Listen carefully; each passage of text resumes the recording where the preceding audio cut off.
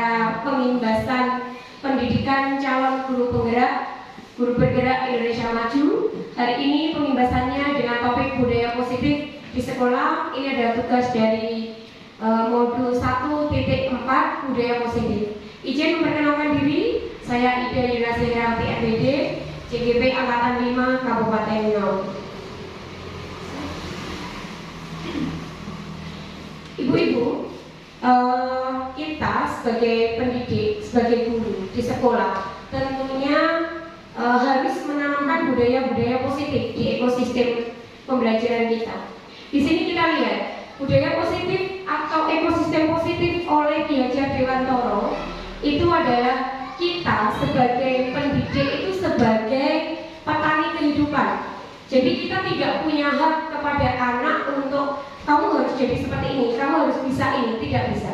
Kenapa? Karena anak-anak itu memiliki potensinya masing-masing, memiliki kodratnya sendiri-sendiri, memiliki minat dan bakatnya sendiri-sendiri. Jangan sekali-sekali mengajarkan ikan untuk memanjat pohon. Jangan sekali-sekali mengajarkan monyet untuk berenang. Karena ikan ahlinya ya berenang. Jangan sekali-sekali bapak dan ibu guru membuat tanaman padi ingin jadi jagung. Tidak bisa. Jagung menjadi padi tidak bisa. Tugas kita hanya menyemai kehidupan mereka. Bagaimana caranya agar jagung menjadi jagung yang kualitasnya bagus. Padi, bagaimana caranya agar padi itu menjadi kualitas yang bagus. Otomatis tugas kita adalah menyiangi tanaman itu dengan menghilangkan budaya yang negatif, ya. Kita pakai budaya yang positif. Kita hilangkan jamur-jamur yang mengganggu, kita basmi ulat-ulatnya, memperbaiki kondisi tanahnya dengan budaya yang positif. Hari ini kita akan belajar eksplorasi konsep. Yang pertama, perubahan paradigma stimulus respon lawan teori kontrol. Kemudian arti disiplin dan 3 motivasi perilaku manusia.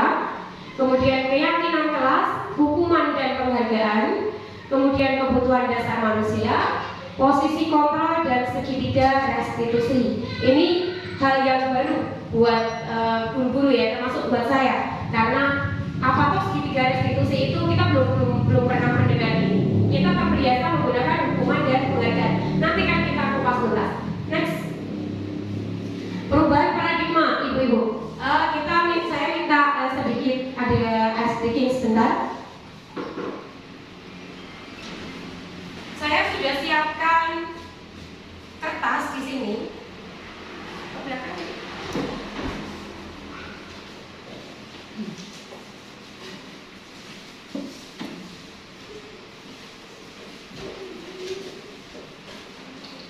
Nah, di kertas ini ibu-ibu silakan dituliskan sesuatu yang berharga. Boleh nama anaknya, boleh benda yang ibu paling sayangi, mungkin tas merek apa, polo atau apa yang bapak atau yang ibu-ibu ini sangat sayangi, yang tidak mungkin saya berikan pada orang lain.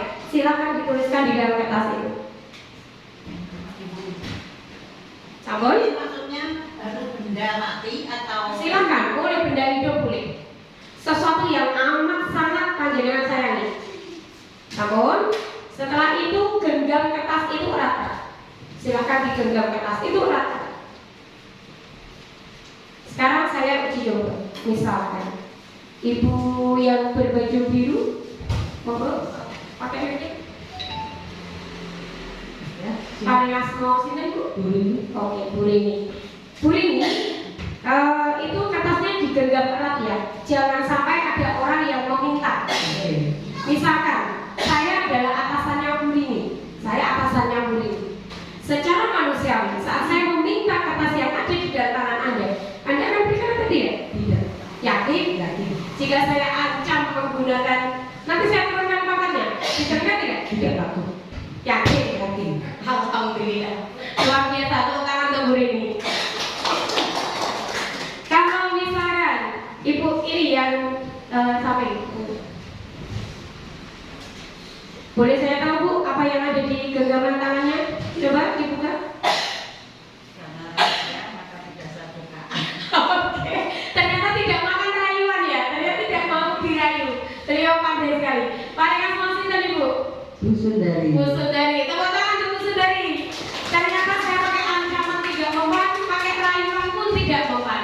Ya, ini ibu-ibu kita belajar paradigma baru bahwa dulu kita itu sering menggunakan ancaman, sering menggunakan rayuan. Ternyata paradigma yang baru, next thing, paradigma yang baru itu kita tidak diizinkan begitu. Kita lihat paradigma lama. Ilusi guru itu mengontrol murid. Kita merasa seolah-olah kita tuh punya murid gitu. Kalian itu punya saya. Jadi harus nurut, harus patuh apa yang saya katakan. Kemudian ilusi bahwa kritik itu membuat orang merasa bersalah dan dapat menguatkan karakter. Jadi orang itu terbiasa kalau dikritik itu ada rasa takut di dalamnya. Kemudian ada ilusi bahwa semua penguatan positif, efektif dan bermanfaat. Nanti kita akan belajar tentang positif, budaya positif. Jadi tidak lagi ada ancaman, tidak ada lagi ada rayuan seperti itu. Kemudian ilusi bahwa orang dewasa memiliki hak untuk memaksa. Misalnya kita orang tua ya, mungkin lepas dari guru, kita orang tua di rumah harus makan ini, nanti biar kamu sehat. Itu tidak boleh. Kenapa? Karena kita memaksa gitu. Karena kita nggak tahu apa yang mereka sukai. Kalau anak apa mungkin tidak suka makanan ini, kita harus tahu kenapa atau tidak mau makan, solusinya bagaimana. Jadi nggak boleh pokoknya. Kalau udah bilang pokoknya itu berarti sudah paradigma lama. Kata ya? Next. Perubahan paradigma stimulus respon. Bisakah kita mengontrol seseorang? Ya, stimulus responnya kita mencoba mengubah agar orang berpandangan sama dengan kita. Kadang kita itu butuh teman nih. Butuh teman sehingga kita mempengaruhi teman untuk berpikir sama dengan kita. Padahal semua orang itu punya hak untuk punya pemikirannya masing-masing, punya idenya masing-masing. Yang kita lakukan harus memahami pandangan orang lain tentang dunia. Orang tidak perlu sama, karena berbeda itu sebenarnya indah. Perilaku buruk dilihat sebagai suatu kesalahan. Kadang-kadang kita melihat anak nggak mau belajar, pengennya bal-balan terus di depan di halaman. Secara sekilas mungkin kita melihatnya, cagak dan sinau, karpe piye, pengen ganti wong ora. Kita nggak tahu loh, suatu saat mungkin dia akan jadi bintang sepak bola dunia. Seperti siswa SD Beran 5 ya, siapa itu Mas Firta, itu kan kalau disuruh belajar sulit ya, sukanya bal-balan, tapi ternyata sekarang jadi bintangnya Kabupaten Ngawi, gitu. Kemudian orang lain bisa mengontrol saya. Tolong dihilangkan pada pandangan anak bahwa guru ini mengontrol saya. Tidak boleh, kita tuh tidak boleh dikontrol orang lain. Saat kita dikontrol orang lain, maka jiwa kita tidak merdeka. Kemudian saya bisa mengontrol orang lain. Nah, ini lebih parah lagi. Jangan sampai kita berpandangan bahwa saya bisa mengontrol orang lain. Meskipun kita adalah atasan, ya, kita tidak boleh mengontrol orang yang ada di bawah kita. Pemaksaan ada pada saat bujukan gagal. Nah, ini tadi tak bujuk nggak bisa. Tak bujuk nggak bisa, tak ancam. Mas, nanti tak ambil, ya nggak boleh ya. Nanti tak turunkan pangkatnya loh, nggak boleh. Meskipun saya misalkan seorang menteri seperti itu, nanti tak kasih ancam, tidak boleh ya. Kemudian model berpikir menang atau kalah. Kita tidak boleh membiasakan anak menggunakan model berpikir menang atau kalah, terlebih dalam prestasi akademis. Kenapa? Karena anak akan terbiasa. Ini adalah sesuatu yang lingkaran setan yang tidak akan terputus. Saat dia menjadi dewasa, dia akan mengajarkan orang lain, minimal pada orang yang ada di sekitarnya, bisa anaknya, kalau dia jadi guru, bisa muridnya, bahwa dia harus mengalahkan orang lain. Pokoknya kudu nomor siji, kamu harus jadi juara 1, 2 dan seterusnya. Jangan sampai kamu juara yang berat bawah, kalahkan yang lainnya. Ini tidak boleh ya. Next. Apakah makna disiplin ya? Bisa dilihat di sini, disiplin berasal dari bahasa Latin disiplina, bla bla bla. Kemudian sesuatu yang dilakukan seseorang pada orang lain untuk mendapatkan kepatuhan. Benar Bapak Ibu guru, memang disiplin dibutuhkan. Hanya saja akar dari disiplin itu yang tidak dibenarkan jika menggunakan sebuah punishment atau reward. Kenapa tidak diperbolehkan? Karena punishment itu kalau seandainya nanti berasal dari paksaan orang lain, misalkan setiap hari Senin dia harus pakai sepatu saya harus hitam. Yang memaksa misalkan Bu yang dari sana, Bu, area eksposita, kita satu aja ya sambil interaktif.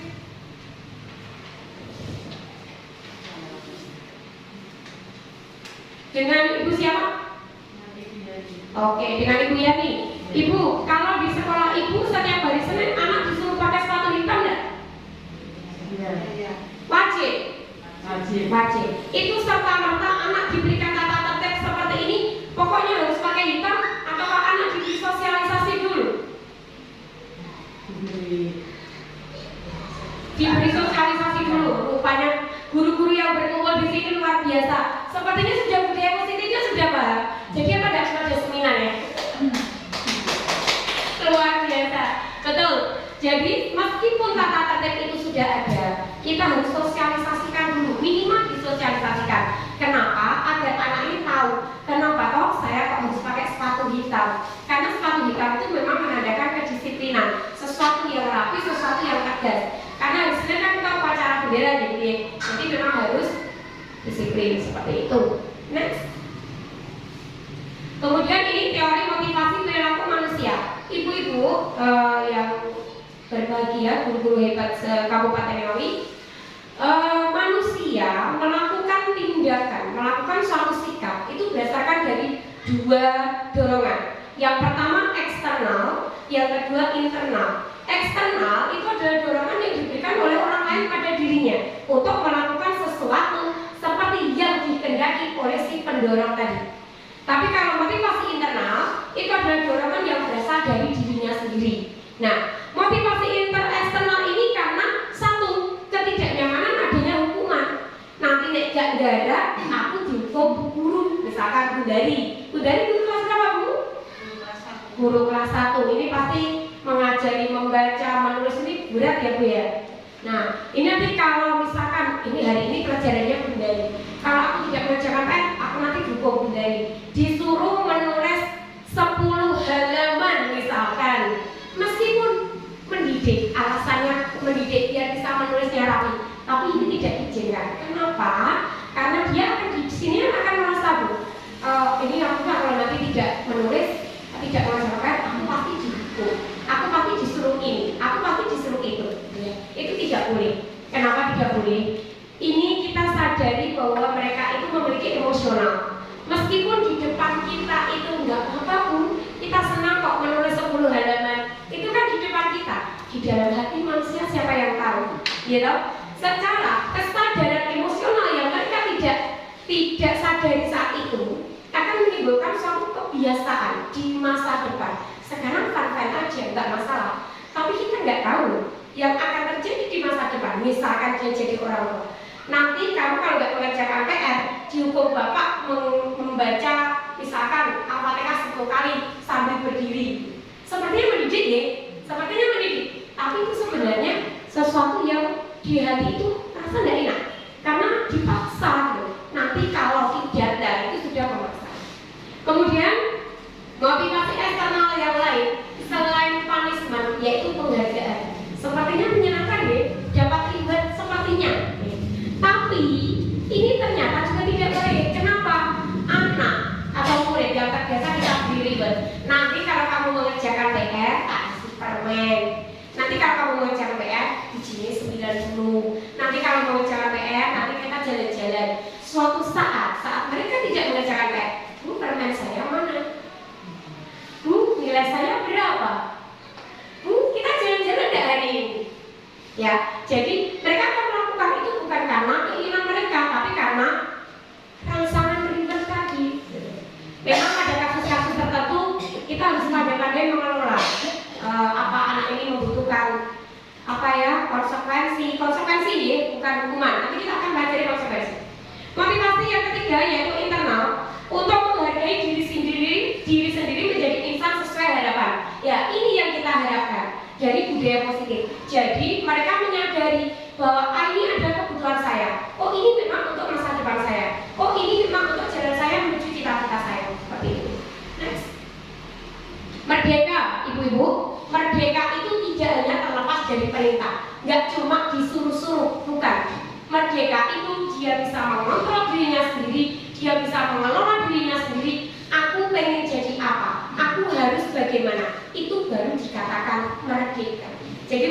bukan merdeka yang bebas kebebasannya tidak. Pokoknya aku tidak diperintah guruku, tidak. Tapi umbaran istilahnya kalau bahasa Jawa ya, itu belum merdeka. Kenapa? Karena dia masih diperbudak oleh rasa bebas itu sendiri. Dia belum bisa mengontrol dirinya sendiri. Jadi merdeka yang sebenarnya adalah saat dia bisa mengelola dirinya sendiri. Next. Ini ibu-ibu, kita akan belajar tentang kesepakatan kelas, di mana kesepakatan kelas ini akan semakin berkembang menjadi sebuah keyakinan kelas. Saat keyakinan kelas ini menjadi sebuah lingkungan positif di lingkungan terkecil kita, dia akan menjadi budaya positif yang siap kita tularkan di ekosistem apapun dan manapun. Next. Ini keyakinan kelas, hukuman dan penghargaan. Mengapa tidak peraturan? Mengapa harus keyakinan? Mengapa dulu kira-kira? Monggo, mungkin ada yang ingin sharing. Yang di tengah? Mengapa Bu? Kita tidak membutuhkan hanya sebuah peraturan, tapi harus sebuah keyakinan. Monggo, Bu? Bu yang Mas Topowen? Atau yang di pojokan? Di sini bisa dilihat, mengapa kita memiliki peraturan harus menggunakan helm menghindari kendaraan roda 2? Mengapa kita memiliki peraturan 3M menggunakan masker, mencuci tangan, menjaga jarak 1,5 meter? Mengapa kita memiliki peraturan harus datang tepat waktu pada saat mengikuti pelatihan? Mengapa hanya peraturan itu tidak cukup, tapi harus keyakinan kelas? Kenapa? Kalau tadi dihubungkan dengan faktor tingkah laku manusia. Ibu yang silakan. Monggo, mic-nya. Ibu siapa? Ibunya nanti mungkin saya akan sedikit memberi atau bisa membantu. Mengapa tidak peraturan saja? Mengapa harus keyakinan kelas? Di sini dari keyakinan dulu terbentuklah suatu peraturan. Biasanya peraturan dulu sering dilanggar, tapi kalau kita yakin dengan adanya sesuatu yang harus kita yakini itu, pasti muncul peraturan. Nah, peraturan itu dari keyakinan, yakin akhirnya kita tidak akan melanggar. Oke, seperti itu. Siap, mantap, luar biasa. Tepuk tangan untuk punya kami. Ya, benar. Memang sebuah peraturan itu akan dilaksanakan kalau kita yakin. Gitu. Jadi kan kita muslim semua nih, sholat 5 waktu. Jadi kan disuruh langsung sama Gusti Allah untuk sholat badan. Buatan tak? Tapi jadi kan yakin tak? Makanya dilaksanakan. Maka yang penting bukan peraturannya, tapi yakinnya kita pada peraturan tersebut bahwa itu adalah sesuatu yang benar dan harus kita laksanakan untuk mendapatkan jalan yang baik. Seperti itu. Lanjut. Memang ini guru-guru hari ini luar biasa, mantap. Oke, ini kesepakatan kelas contohnya saja ya. Kami guru dan murid yang saling menyayangi. Jadi kita di kelas harus menumbuhkan keyakinan. Kita tuh saling menyayangi. Mohon maaf, kita akhir-akhir ini banyak mendengar di media sosial ya, bullying atau apa kalau bullying itu penghinaan terhadap orang lain. Ini bisa secara fisik, bisa secara non fisik. Misalkan orangnya hitam, orang hitam, ya itu dia tuh makhluk ya. Jadi akhirnya besok terus dia sekolah duduknya sendiri, takut bergaul, itu tidak boleh ya. Kami murid yang semangat belajar, ini luar biasa. Saya beberapa kali keliling ke sekolah lain, ibu-ibu semuanya. Dan ini tadi saya melihat pagi tadi saya sowan ke sekolahnya Bu Sri, kelasnya luar biasa. Muridnya semangat belajar, pagi-pagi sudah senam merdeka ya Bu ya. Oh, pelajar Pancasila luar biasa, gurunya juga mantap. Kami murid yang peduli dengan teman-teman. Kalau misalnya temannya sakit, apakah murid-murid panjenengan mempedulikan nggak? Misalnya kita tanya, Fakri kemana? Sakit atau nggak tahu? Sakit. Berarti memang mereka care, mereka memang peduli. Jadi tahu temannya nggak masuk tuh karena apa, seperti itu. Mantap, luar biasa. Lanjut. Ini peraturan-peraturan keyakinan kelas nilai kebajikan yang akan kita rujuk. Kita diskusi sedikit. Selalu mengembalikan buku ke tempatnya. Ini kira-kira nilai kebajikan apa Bu yang dituju? Disiplin, ketertiban. Ketertiban, disiplin. Oke, kita coba. Yang kedua, dilarang mengganggu orang lain. Kira-kira nilai kebajikan apa? Toleransi.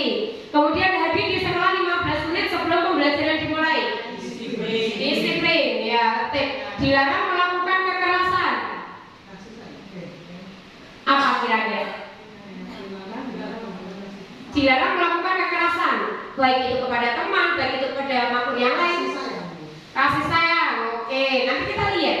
Dilarang menggunakan narkoba. Apa ini? Efeknya kalau narkoba, efeknya pada diri sendiri dan orang lain juga kan? Kesehatan diri sendiri. Ini kalau orang pakai narkoba ini udah nggak ngelihat kanan kiri apa yang dia tuju, baik diterabas saja. Ya toh, dia pakai narkoba, pengen orang pakai gelang, kalung, HP mau dicuri, nggak peduli orang. Bergantian atau menunggu giliran. Kira-kira nilai kebajikan apa? Tertib. Oke. Menggunakan masker. Disiplin, kesehatan. Jangan berlarian di kelas atau koridor sekolah. Apa kira-kira? Apa? Tertib. Oke, coba tim tampilkan. Nah, ini nilai kebajikan yang akan kita tuju. Ya, ini adalah nilai kebajikan universal ya, Ibu. Jadi kita harus mengajarkan nilai-nilai kebajikan universal. Selalu mengembalikan pada tempatnya itu adalah tanggung jawab. Ya, jadi apa yang dia lakukan itu tanggung jawab. Ibu pernah begini enggak? Misalkan muridnya tuh ada yang ngusilin temennya, gitu. Atau misalkan apa bertepuk-tepuk meja itu bikin berisik gitu. Terus kita Nanda, jangan tepuk-tepuk meja. Terus bilangnya gini, bukan saya loh, Bu. Pernah enggak? Ya. Pernah kan? Nah, padahal dia yang melakukan tapi dia tidak mau mengakui. Ya, itu adalah tanggung jawab. Ini yang perlu kita tanamkan karena pada era sekarang itu anak-anak mudanya tanggung jawabnya kurang. Kemudian dilarang mengganggu orang lain. Ya, tadi sudah benar, menghormati. Kemudian hadir di sekolah 15 menit untuk menghormati orang lain dan komitmen pada tujuan. Ya, tata tertib boleh. Dilarang melakukan kekerasan, menghormati orang lain. Benar tadi. Dilarang menggunakan narkoba, betul. Kesehatan, bergantian, menghormati orang lain, kesabaran, menggunakan masker, kesehatan, betul. Jangan berlarian, keselamatan dan keamanan. Next. Dihukum oleh penghargaan. Nah, dihukum oleh penghargaan tuh aneh ya kalimatnya. Ternyata penghargaan itu juga menghukum kita. Kenapa? Karena kita akan diperbudak oleh pengen dihargai gitu. Intinya adalah kita melakukan sesuatu itu ikhlas menggunakan dari diri kita sendiri. Jadi jangan sampai rangsangan hadiah tadi reward atau penghargaan itu malah justru memperbudak kita atau memperbudak murid-murid kita untuk melakukan kebaikan itu. Karena pada satu titik tertentu saat penghargaan itu tidak diberikan, dia tidak akan melakukan kebaikan itu. Next. Nah, ini kita coba diskusi lagi Bapak Ibu. Tindakan guru misalkan mencatat 100 kali dalam buku kalimat, saya tidak akan terlambat lagi.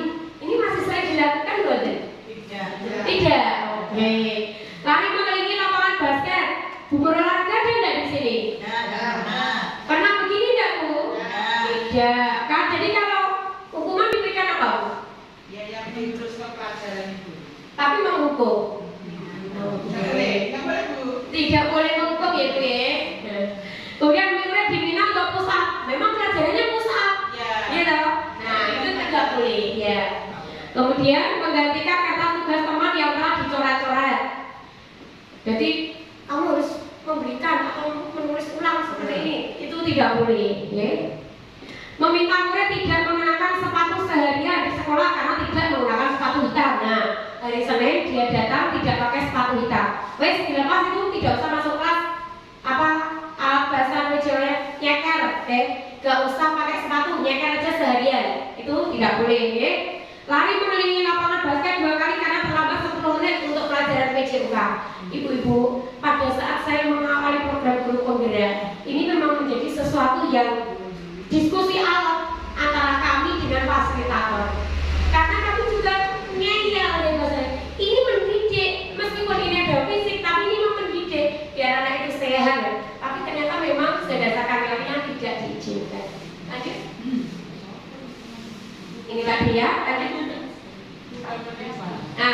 ibu-ibu kita belajar perbedaan hukuman dan sanksi ya. Jika hukuman itu sesuatu yang menyakitkan harus terjadi. Menyakitkannya itu loh yang nggak boleh. Misalkan kita kasih hukuman anak-anak, ayo kamu ini pusat, itu nggak boleh. Kenapa? Karena dia akan ada sakit di sini. Sakit karena disuruh, sakit karena dilihat teman-temannya. Kita rubah kayaknya. Misalkan, ayo kita olahraga bareng-bareng satu kelompok. Meskipun kita tujuannya ke anak itu, tapi kan dia tidak sakit. Gitu. Ya. Kemudian membuat anak sakit atau fisik sudah ya. Anak membenci kedisiplinan. Pokoknya kamu harus pakai ini. Akhirnya, itu disiplin bareng. Akhirnya mereka jadi benci, gitu. Bukan menghargai, tapi justru malah benci. Kenapa tuh harus pakai sepatu hitam? Kenapa tuh harus bajunya dimasukkan? Kemudian memaksa, ya. Namanya hukuman pasti memaksa. Apapun itu alasannya pasti memaksa. Kalau ada konsekuensi itu mendorong agar anak menyesuaikan diri dengan apa yang sudah dia lakukan dan mendapatkan solusi. Kemudian konsep diri yang buruk, ya kan? Kalau misalkan jenengan menghukum anak dia, kemudian dia akan, oh berarti aku jadi anak yang buruk, aku sudah tidak disiplin, aku sudah tidak sesuai dengan kata-kata, aku berarti pribadi yang buruk dong, gitu loh. Itu akan membawa rasa itu. Tapi kalau konsekuensi, dia akan belajar, oh iya ya saya salah, berarti saya harusnya begini. Dan salah itu biasa manusia, karena manusia biasa melakukan kesalahan. Kesalahan itu adalah manusia. Kemudian anak belajar untuk menyembunyikan kesalahan. Kayak tadi, bukan saya loh bu, menyembunyikan kesalahan. Kalau ibaratnya dalam pepatah itu lempar batu sembunyi tangan, ya. Jadi dia melakukan kesalahan tapi dia sembunyi, dia tidak mau mengakui, tidak mau bertanggung jawab. Nah, tapi lawannya kalau konsekuensi, anak belajar untuk mematuhi, dan belajar ini sedikit demi sedikit, pakai proses, tidak ada yang instan. Kemudian kalau hukuman, dia akan rasa marah karena dipermalukan, tidak dihargai. Aku berarti aku dibenci sama bu guru ini, aku disuruh ini. Tapi kalau sanksi atau konsekuensi, dia kan meskipun dia dibuat tidak nyaman, tapi tujuan dibuat tidak nyamannya itu ada. Oh berarti kalau aku begini, aku harusnya besok nggak boleh begini ya. Itu dari diri sendiri. Jadi bukan sesuatu dia merasa terus aku dibuat malu atau baru tidak. Okay. Next, 5 posisi kontrol ibu-ibu. Nah ini yang harus kita pahami. Kita itu kalau di dalam kelas, di dalam pembelajaran kita itu sebagai apa toh? Yang pertama, sebagai penghukum. Di sini agak kurang jelas nih. Dia sebagai penghukum, dia menghadir penunjuk-unjuk, kamu itu gak pintar, melanggar peraturan, gak disiplin. Nah itu Anda sebagai berarti penghukum, ini tidak boleh ya. Kemudian kalau pembuat merasa bersalah, misalkan kamu tuh seharusnya nggak gitu, sudah dibantu begini kok malah jadinya begitu sih. Akhirnya dia merasa bersalah, meskipun kelihatannya baik nih. Tapi ini juga nggak boleh. Ternyata rumit ya. Jadi guru rumit gitu. Kemudian sebagai teman, kita memberikan alasan-alasan untuk muridnya. Ya wis, nggak usah dikerjakan, nggak apa-apa. Nanti dibantu bu guru yang mengerjakan. Saya tak kasih jawabannya. Ini 1 sampai 10. Tes dan ditulis. Itu sebagai teman. Ternyata juga tidak boleh. Kemudian sebagai pemantau, ini derajat semakin lebih tinggi ya, semakin ke sana. Kalau pemantau itu dia tanya, perasaanmu gimana? Kamu suka nggak seperti ini? Kamu merasa salah nggak seperti ini? Ini sudah menuju menanam level yang lebih baik. Tapi level yang paling tinggi adalah manajer. Manajer dia tahu kapan harus menjadi pemantau, dia tahu kapan menjadi harus teman.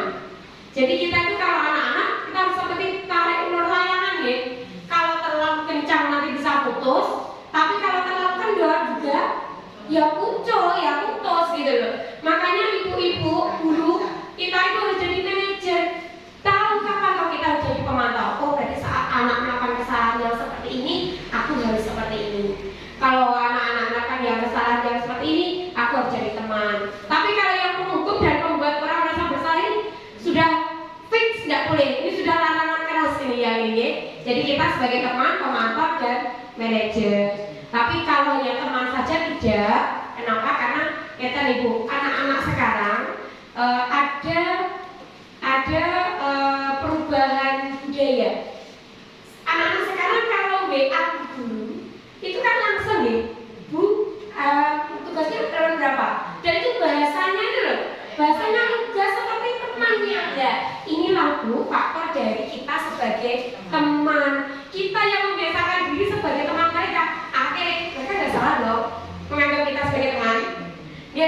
Nah, itu ya ternyata kita tidak boleh selamanya seperti itu. Jadi suatu saat kita jadi teman, di sisi yang lain kita sebagai pemantau. Itulah fungsi kita sebagai manajer. Next. Nah, ini saya ada kasus, mari kita diskusikan bareng-bareng, diulas bareng-bareng. Sabrina hari itu bangun terlambat dan terburu-buru sampai di sekolah. Dia pun akhirnya sampai di gerbang sekolah, tapi baru menyadari kalau dia tidak menggunakan sepatu hitam. Dia sadar tapi sudah nyampe di sekolah. Di depan pintu kelas, Pak Lukman memperhatikan sepatu Sabrina yang berwarna coklat. Ya, saya kasih ilustrasi, misalkan itu Pak Lukman. Lihat Sabrina, lihat atas, bawah dia sepatunya karena tidak hitam. Sabrina berusaha menjelaskan bahwa dia terburu-buru loh, ini belum ngomong apa loh Pak Lukman. Baru dilihat aja tuh Sabrinanya sudah merasa, ya, sudah merasa. Terus, maaf ya Pak, langsung mendekati. Makanya itu loh, the power of guru ya. Dilihat aja itu anak udah satu tingkah. Apalagi kalau yang melihatnya guru cantik ini luar biasa salah tingkah. Kemudian Pak Lukman menanyakan pada Sabrina, apa peraturan sekolah tentang seragam warna sepatu?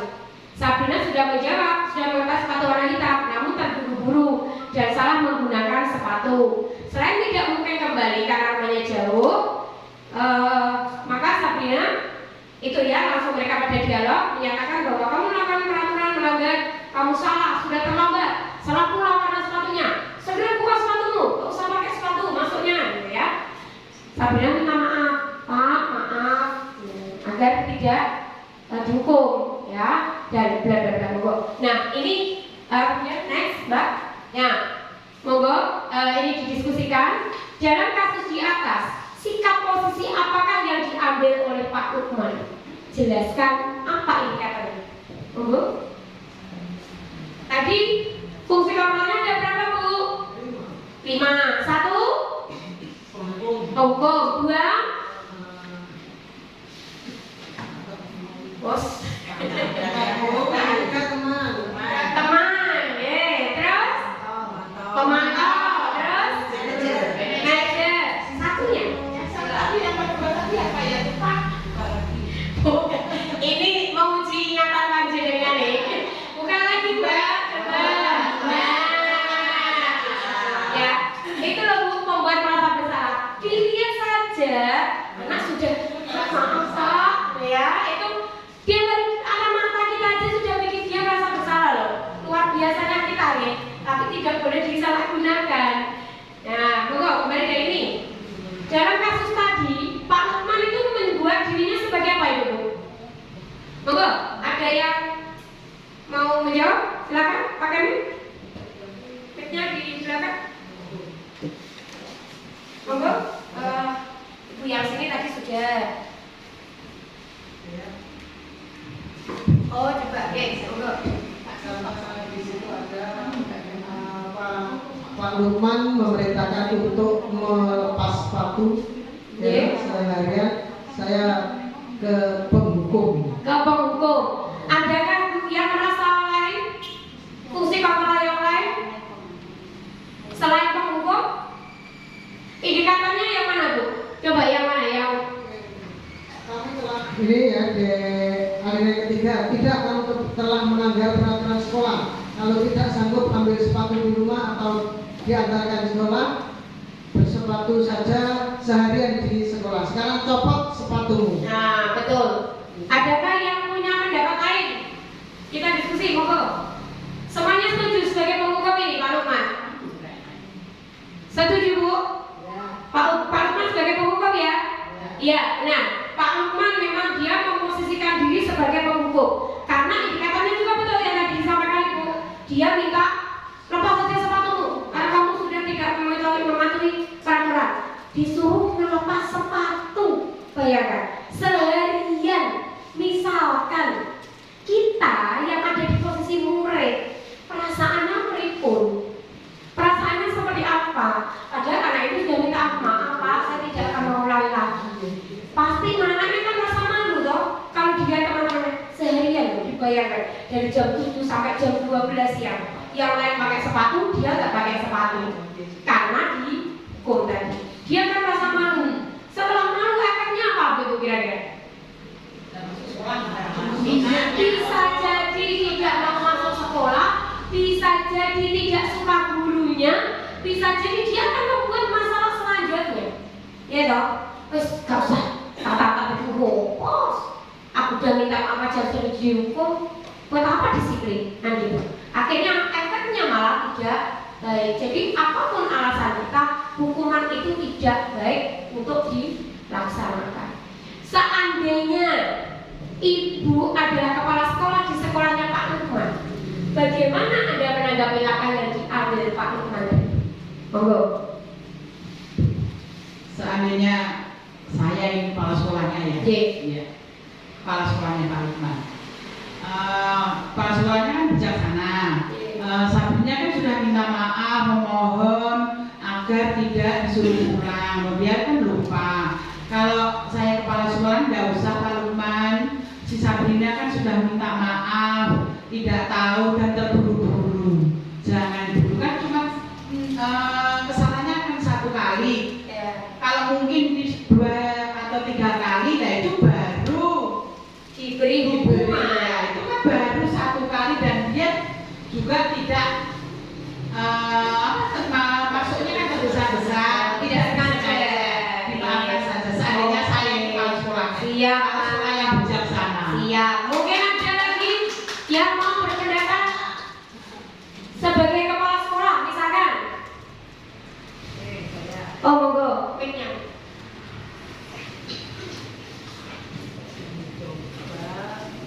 Seandainya saya kepala sekolahnya Pak Lukman, saya akan bijak menyikapi, tidak akan mempermalukan salah satu.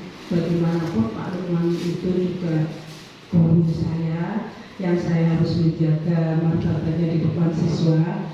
Apapun yang beliau lakukan maksudnya mungkin baik, karena mengingatkan sebuah aturan itu juga kewajiban. Terlepas mungkin caranya yang mungkin kurang pas untuk anak, karena anak juga merasa dipermalukan di depan teman-teman. Begitu juga kepada tadi siapa Ananda tadi yang Sabrina yang mungkin sudah berusaha masuk tepat waktu walaupun karena suatu tidak kesengajaan tidak memakai sepatu yang sesuai dengan aturan. Tapi saya juga menghargai itu sudah suatu bentuk usaha dia untuk mematuhi aturan dengan masuk sekolah walaupun ada sesuatu yang kurang. Intinya kita akan berbuat sebijak mungkin mengingatkan bahwasanya kita itu manusia dan memang aturan itu bagaimanapun harus ditegakkan, karena kalau aturan itu tidak diingatkan nanti siapa yang akan mematuhi aturan kalau bukan kita sendiri. Tentunya dengan cara yang pas dengan situasi dan kondisi yang tepat. Begitu. Mantap, luar biasa. Tepuk tangan untuk Bu Rini dan Bu Tutik. Luar biasa, ya. Nah, tadi panjenengan itu secara tidak sengaja, next, Mbak, sudah masuk di apa yang akan kita inti dari budaya positif. Kita akan bergerak dari peraturan menjadi nilai-nilai. Ya, peraturan dan nilai-nilai itu beda. Kalau peraturan itu adalah sesuatu yang diada-adakan oleh manusia. Sedangkan nilai itu memang sudah hukum alam yang kita yakini itu adalah benar. Kemudian pemantau, kita tadi awalnya jadi pemantau, tapi kita akan bergerak tidak hanya pemantau tapi sebagai manajer. Jadi kita tahu kapan kita jadi pemantau, kapan kita jadi seorang teman. Kemudian dari konsekuensi atau hadiah kita akan bergerak bagaimana caranya memperbaiki masalah itu, mencari apa solusinya. Next. Nah, kita masuk. Apa itu restitusi? Ini baru-baru ya. Saya juga baru mengenal. Tapi meskipun ini baru-baru, ternyata kita sudah melaksanakan. Tadi dari diskusi tadi panjenengan itu sudah masuk pada restitusi. Kita akan mengenal lebih jauh. Restitusi adalah proses menciptakan kondisi bagi murid untuk memperbaiki kesalahan mereka sehingga mereka bisa kembali pada kelompok mereka dalam arti ekosistem mereka, populasi mereka dengan karakter yang lebih kuat. Misalkan seperti ini. Kalau dia itu tadi misalnya Sabrina, ya. Sabrina itu awal malu karena dia sadar bahwa saya tidak pakai sepatu hitam, dia secara otomatis dengan kesadaran maupun tidak sadar ini jiwanya pasti dia akan terus agak sedikit menjauh dari komunitasnya. Kenapa? Karena dia merasa berbeda. Saat kita tahu kulit kita seperti itu, maka tugas kita sebagai manajer merangkul kembali, mencari cara, mengajarkan pada dia bagaimana agar dia bisa kembali lagi ke kelompoknya. Maksudnya agar dia mau berbaur kembali ke kelompoknya tanpa ada rasa beban yang ada di dalam dirinya. Tidak minder, betul. Langsung lanjut. Inilah segitiga restitusi. Tadi Bu Rini menyinggung-nyinggung tentang manusiawi, gitu ya. Manusia itu melakukan kesalahan. Ibu-ibu yang guru-guru hebat se-Kabupaten Ngawi, segitiga restitusi adalah segitiga di mana kita gunakan ini sebagai langkah untuk menganalisa kesalahan siswa, menganalisa pelanggaran yang dilakukan oleh murid.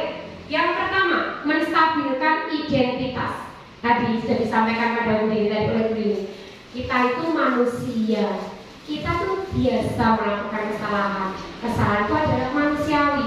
Bukan kamu kok satu-satunya yang pernah melakukan ini. Setiap orang itu pasti melakukan kesalahan. Kalau bahasa Jawanya apa Bu? Dibombong. Di apa ya? Dia tuh tidak minder gitu loh. Dia tahu kalau dia itu melakukan kesalahan. Tapi kita bombong dulu sebelum nanti kita tuntun. Oh, kamu belum melakukan ini, gitu ya. Jadi manusiawi itu melakukan stabilkan identitas. Tahap kedua, Ibu semakin mengerucut validasi tindakan yang salah.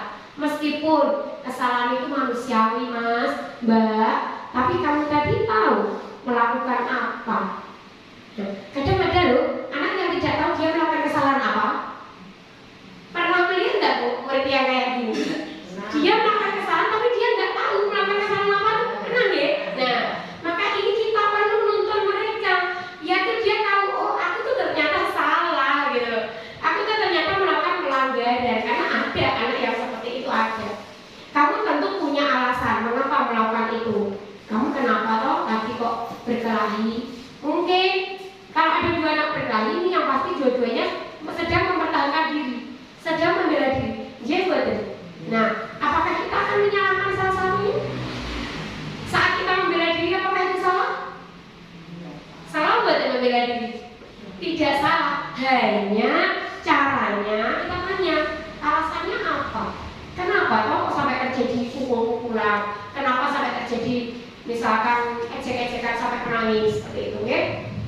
Ada toh cara yang lebih baik, nggak harus teman-teman. Ada toh nggak perlu saling harus mengejek sampai menangis temannya, gitu ya. Kita tuntun. Nah, setelah anak kita buat emosinya dia memahami tindakan yang salah, kita turunkan menuju solusinya. Nilai-nilai apa yang sudah kita sepakati? Ayo coba kalau di kelas kita sering di apa? Harus saling menyayangi toh. Nah, gitu ya. Jadi kita berikan nilai-nilai yang sudah kita sepakati tadi apa? Terus kamu ingin jadi seperti apa? Kamu pengennya gimana toh? Kalian tadi maunya apa? Jadi kita sebagai penengahnya. Jadi jangan sampai seolah-olah kita membela salah satu di antaranya. Ini nanti akan jadi yang satu akan merasa dia mendapatkan hukuman meskipun dia tidak dihukum secara fisik, tapi jiwanya merasa terhukum karena yang dibela hanya salah satu. Oke?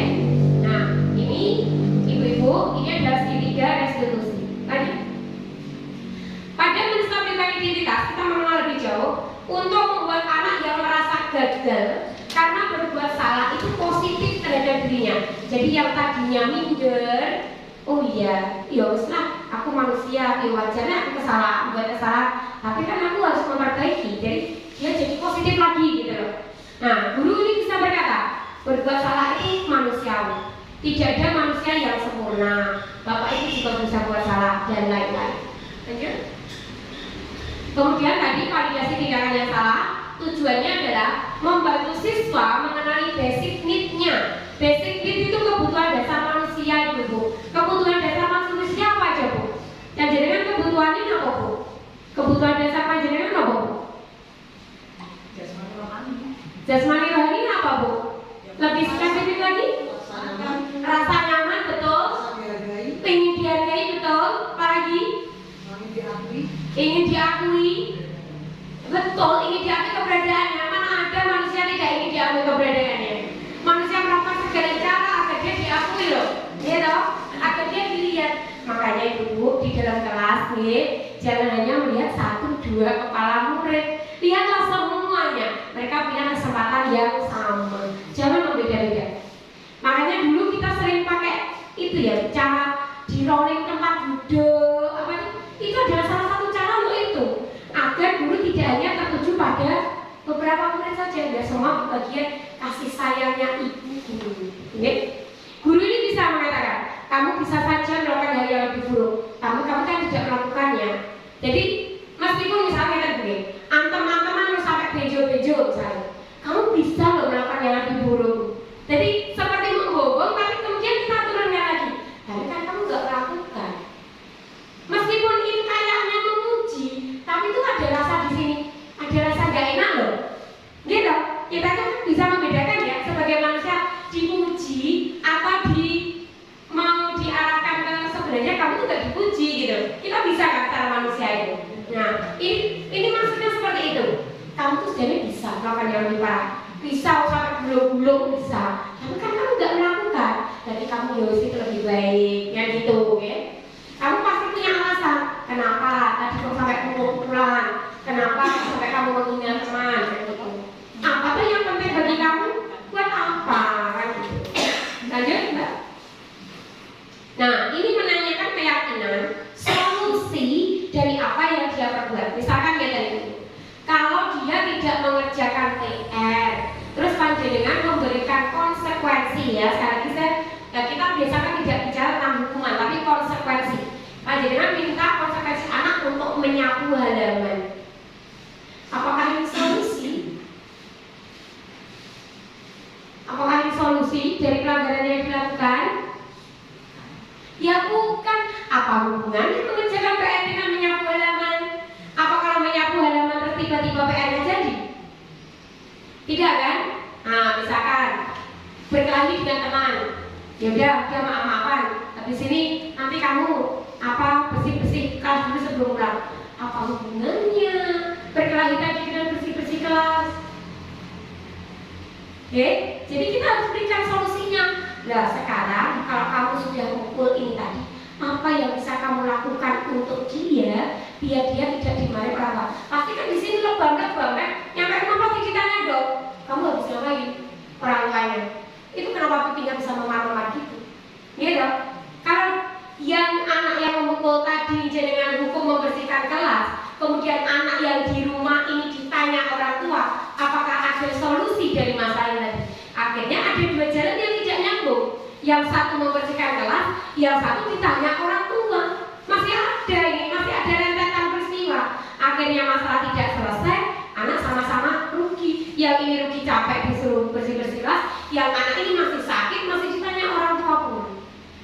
Jadi, berarti ini tidak nyambung. Jadi jangan melakukan yang itu ya, ya. Jadi hukuman untuk konsekuensi anak untuk sesuatu yang tidak menyelesaikan masalah itu kita tidak boleh untuk melakukan. Nah, kewajiban kita adalah memberikan nilai-nilai universal. Nilai-nilai universal itu apa tadi? Menghormati orang lain, menyayangi orang lain, toleransi, kesabaran. Anak zaman sekarang Bu, kalau disuruh antri nggak mau, nyuwunnya instan. Jangankan antri ya Bu, Google tuh nulis saja udah mau sekarang. Gitu, coba searching anak-anak tuh sekarang. Kalau kita mungkin masih tutul menulis, anak sekarang nggak mau. Pencet mikrofonnya, apa contoh binatang mamalia misalkan, sudah nggak mau nulis Bu. Kenapa? Karena instan. Anak-anak sekarang tuh tidak menghargai yang namanya proses. Padahal segala sesuatu yang didapatkan dengan waktu proses yang lama, maka kita yakin bahwa itu akan langgeng, akan tahan lama. Jadi penting budaya kebijakan universal kita tanamkan ke anak-anak. Memang sepertinya pekerjaan guru itu sesuatu yang sangat kompleks, berat, rumit, karena tidak hanya mengajar, tidak hanya mencerdaskan anak bangsa, tapi juga mendidik, mengajarkan arti-arti kehidupan. Masih ditambahi beban administrasi nih Bu. Semangat pokoknya guru Indonesia. Oke, Ya, ini sesi tanya jawab, silakan. Seandainya hukuman yang sering tawarkan seperti tadi, terus solusinya apa untuk anak yang tidak mengerjakan PR tadi?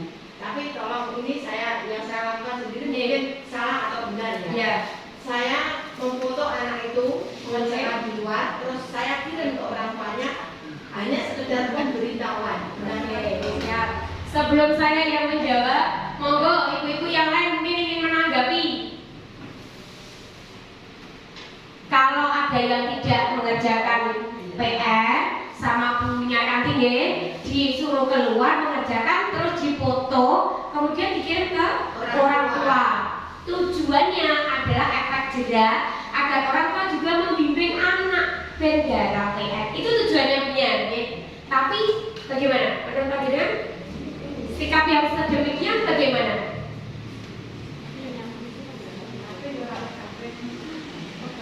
Monggo. Menanggapi itu dari sudut pandang, kalau dari sudut pandang saya tujuan kita mungkin baik biar orang tuanya tahu, tapi kalau kita lebih jauh itu akan mempermalukan anak juga. Anak merasa dipermalukan itu juga kalau dulu mungkin sah-sah saja tidak akan muncul, tapi seperti kalau diterapkan di sekarang itu sudah tidak pas, jadi cenderung mempermalukan anak. Itu kalau saya secara pribadi mungkin kita punya cara yang lebih diingatkan tanpa mempermalukan anak. Terima kasih. Ada yang lain? Monggo. Monggo, ada yang ingin mencoba menanggapi? Dari ibu yang pojok? Ibu tapi kan? Maaf Bu, lapar. Oh, ya. Monggo sambil jajannya dinikmati seadanya, ya. Oke, saya coba menanggapi. Begini, betul Ibu, bahwa saya paham betul bahwa tugas kita memang tidak hanya untuk mencerdaskan tapi juga mendidik. Nah, mendidik itu kan tadi bagian anak untuk memberikan efek jerah. Hanya memang caranya tidak diizinkan. Tidak boleh kita, itu masuknya ke perlindungan juga. Maksudnya ke bayi. Kenapa? Karena panjenengan kan tidak tahu rasa hatinya si anak. Saat dengan foto terus dikasihkan ke orang tua, jenengan juga tidak tahu di mana itu diapakan sama orang tua. Tapi itu sudah permohonan dari orang tua. Oh, permohonan dari orang tua. Nah, berarti ini adalah paradigma lama tadi. Orang tua merasa punya kontrol loh ke anak. Iya kan? Paradigma lama itu berarti, gitu. Terus Bu, pokoknya nek anakku gak gara PR, fotokan. Nanti biar saya tahu, memang tak ajari. Dia memang merasa punya hak atas kehidupan anak itu. Tidak boleh. Jadi meskipun iya maksudnya baik, tapi prosesnya tidak diizinkan. Ibu-ibu ingat, dalam kurikulum Merdeka anak tidak boleh dipaksa untuk memiliki pencapaian yang sama. Karena anak A dan anak B belum tentu. Misalkan kita punya 10 indikator soal, anak yang pandai bisa 10 soal bisa dan paham. Apakah kita akan memaksakan anak yang kurang dengan 10 soal yang sama? Tidak kan? Maka saat panjenengan memberikan PR, kalau dia tidak bisa menyelesaikan semua, ya memang pencapaiannya segitu. Tugas kita adalah mendorong pelan-pelan menggunakan prosesnya itu sampai dia mencapai pada proses pencapaian dia yang tadi. Dan Hukumannya apa? hukumannya bukan hukuman ya, solusinya ya, solusinya. Nah itu jadi anak diberikan mengerjakan PR. Ya silakan kalau misalkan mengerjakan di luar tidak apa-apa. Kenapa? Karena kalau di dalam kan mengganggu teman yang lain, karena teman yang lain sudah proses pembelajaran yang lain. Silakan, tapi jangan sampai dia itu melakukan itu dengan rasa malu atau apa. Coba jadikan kasih komunikasi. Kalau mengerjakan di luar gimana? Kamu rasa malu nggak? Kalau nanti dengan foto terus kirim keluarga, mohon maaf, biasanya orang tua tuh sudah capek kerja, nanti anak dikirim foto yang kayak gitu, malah di rumah sampai apa kita tidak tahu, gitu. Jadi nanti kalau misalkan anak itu nanti malah mendapatkan tambahan hukuman fisik dari orang tua, malah kita menambah beban dosa kan gitu. Dan lagi Bu, ngapunten, anak yang jangan foto di memori bawah sadar ini akan template melekat terus sampai dia dewasa. Suatu saat dia akan melakukan hal yang sama pada orang lain. Aku di foto, jadi bocah ini nek papa salah tak foto. ya. Jadi itu masuk pada hari tidak diizinkan, ya kan? Jadi, monggo.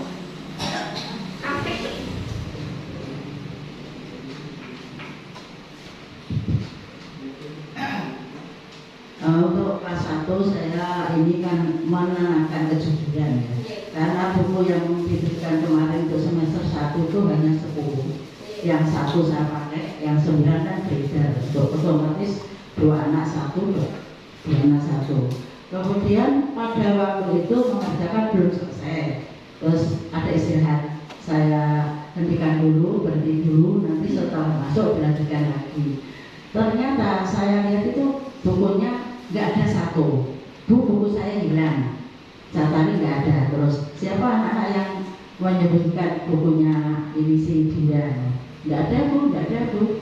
Terus si Putri inisiatif dilihat di loker yang sebelah itu memang masuk, ada perbandingan, nggak kelihatan memang. Ini bu bukunya Dinda. Terus siapa yang menyembunyikan? Kata si yang Putri tadi, Dani bu. Iya Dani. Enggak bu, enggak saya kok. Iya bu, Dani. Terus saya langsung gini, besok lagi, jangan diulang lagi ya. Dia jawab, iya bu. Berarti kan memang dia. Awalnya dia memang nggak mengaku kalau perbuatannya dia. Hanya itu saja. Seperti itu boleh atau tidak? Itu tadi panjenengan sudah melakukan segitiga restitusi. Karena akhirnya dia mengatakan iya bu saya. Jadi kan dia sudah bertanggung jawab. Itu boleh karena dia sudah akhirnya ada solusinya. Iya bu. Jadi dia tidak sembunyi dari kesalahan yang dia perbuat. Itu boleh. Yang jelas panjenengan tidak melakukan hukuman toh. Nah itu sudah boleh. Jadi yang penting adalah bagaimana kita menanamkan kepada anak bahwa kedisiplinan, kejujuran, tanggung jawab, kesadaran diri itu penting. Itu yang penting. Jadi jangan sampai apa yang dilakukan anak itu muncul dari dorongan orang lain, tapi tumbuh dari dirinya sendiri. Meskipun itu pakai proses, tadi kan pakai proses ya, maunya tidak, tapi terus di akhir iya. Nah, ini kan berarti sudah pada proses terakhir akhirnya oh iya, memang saya melakukan kesalahan. Ada pertanyaan lagi? Oke.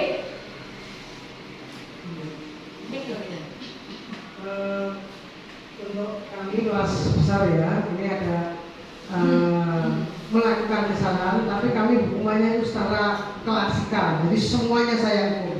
Loh kok bisa? Karena gini. Pernah di kelas ada alat kebersihan sapu ya. Suatu saat itu sapu itu patah. Ditanya tidak ada yang ngaku. Artinya kalau tidak ada yang ngaku semua harus tanggung jawab. Ini maksud saya tanamkan biar anak tanggung jawab. Tapi karena saya tunggu tidak ada yang ngaku, nggak tahu itu sampai akhirnya jadi tanggung jawab satu kelas ini boleh apa enggak. Hukumannya malah klasikal, 1 kelas semuanya. Malah mantap. Itu berarti nilai kebajikannya tidak hanya tanggung jawab, tapi ada lagi loh bu, apa itu bu? Kebersamaan, betul. Jadi memang kita sebagai guru pandai-pandainya bagaimana caranya mentaati ya. Ibaratnya kalau jadi juru masak orang yang uyah ganti opo ganti apa kan gitu. Intinya adalah yang penting anak itu tidak merasa terzolimi, tidak merasa tersakiti. Pada saat anak satu kelas itu dilaksanakan konsekuensi bersama, itu merasa tersakiti tidak bu? Saya rasa sepertinya tidak, bahagia mereka. Malah aku gitu.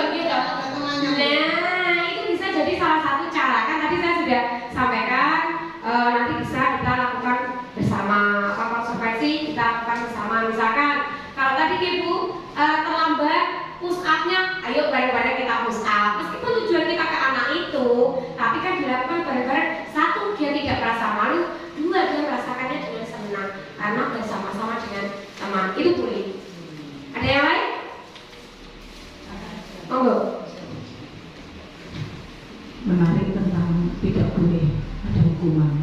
Sementara kita produk zaman dulu guru itu di psikologi pendidikan itu kalau baik diberi reward, baik berupa bisa barang atau ucapan, kalau salah diberi sanksi yang mendidik tujuannya supaya ada efek jerah, tidak diulangi dan tidak ditiru lagi.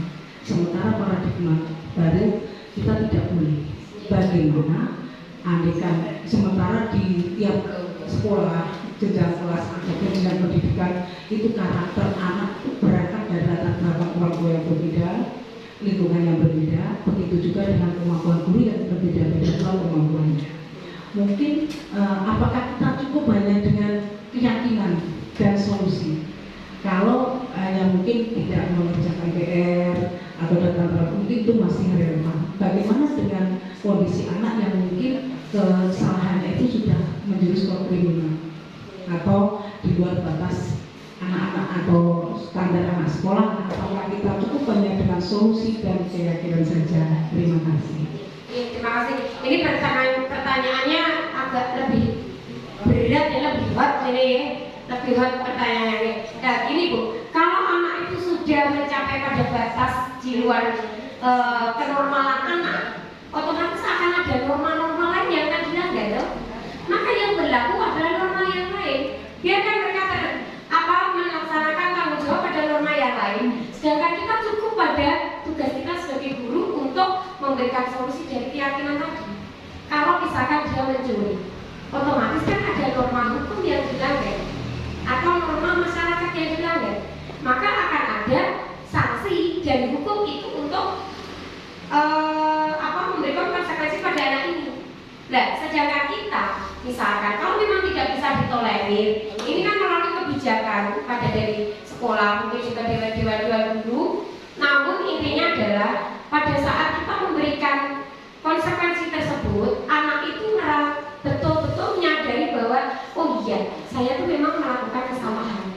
Jadi bukan sesuatu yang dipaksa. Misalkan kita langsung aja kita berikan contoh, misalkan anak mau dikeluarkan, misalkan katanya, pokoknya kamu saya keluarkan dari sekolah ini karena mencoreng nama baiknya. Yang itu tidak boleh. Jadi kita harus adakan musyawarah dulu, baik dengan orang tua, dengan guru, dan anak didudukkan. Ini saya punya pengalaman Ibu.